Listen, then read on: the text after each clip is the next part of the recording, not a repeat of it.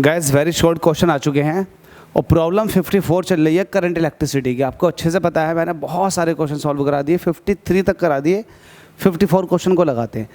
आपसे कह रहा है why should the jockey be not rubbed against the potentiometer wire. आपको पता है जो पोटेंशियोमीटर वायर होता है ना, देखो इस तरह के क्वेश्चन अक्सर वाईवे में पूछे जाते हैं। पोटेंशियोमीटर वायर के ऊपर जॉकी को रब नहीं किया जा सकता, बस टच करते हैं, रबिंग नहीं कर सकते, आगे पीछे रबिंग नहीं कर सकते टाइट हाथ से। सवाल ये है क्यों नहीं कर सकते रबिंग? देखो आप खुद सोचो, अगर आप किसी वायर के ऊपर रबिंग कर रहे हो, रबिंग का मतलब घिसड़ रहे हो उसके ऊपर जॉकी को, तो इससे ये होगा कि जो वायर होता है ना, तो जहाँ जहाँ आप उसको घिसड़ते हो ना, तो घिसड़ने की वजह से वहाँ पर वायर की थिकनेस कम हो जाती है, थिकनेस कम हो जाती है, जो मोटापन है ना वो कहीं ना कहीं कम हो जाता, पतला हो जाता घिसने की वजह से। अब जब वायर थोड़ा घिस जाएगा किसी पर्टिकुलर पॉइंट पर से, तो खुद सोचो जो वायर का क्रॉस सेक्शनल एरिया है वो कहीं ज़्यादा हो जाएगा तो कहीं कम हो जाएगा। तो जो आप रिलीवेंट वैल्यू कैलकुलेट करना चाह रहे हो पोटेंशियोमीटर वायर के वजह से, देखो एक्चुअल में होता क्या है, वायर पर आप पोटेंशियल ड्रॉप देखते हो। अब जाहिर सी बात है कहीं थिकनेस ज़्यादा कहीं थिकनेस कम है, तो जो पोटेंशियल ड्रॉप होगा ना वो एग्जैक्ट वैल्यू नहीं देगा, कुछ वैल्यू में चेंजेस आ जाएंगे। इसी वजह से आप जॉकी को जो है ना पोटेंशियोमीटर वायर के ऊपर रब नहीं करते हो, सिर्फ टच करते हो। समझ गए? इसको मैं इस तरह से लिख दूंगा, यहाँ पर सॉल्यूशन लिख दो।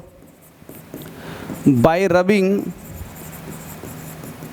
Rubbing the jockey the area of the wire can change by which we cannot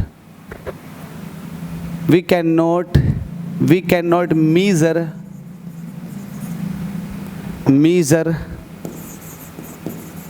actual potential drop on the length of the wire.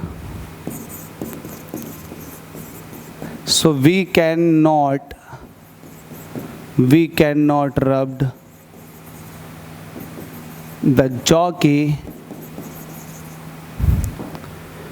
on potentiometer wire. ठीक है भाई, ये इसका आंसर हो गया। बस इस तरीके से आप लगा दो, आप और भी छोटा कर सकते हो, चीज़ समझ लो, करना आपके हाथ में है। थैंक यू, अगले क्वेश्चन में मुलाकात करते हैं।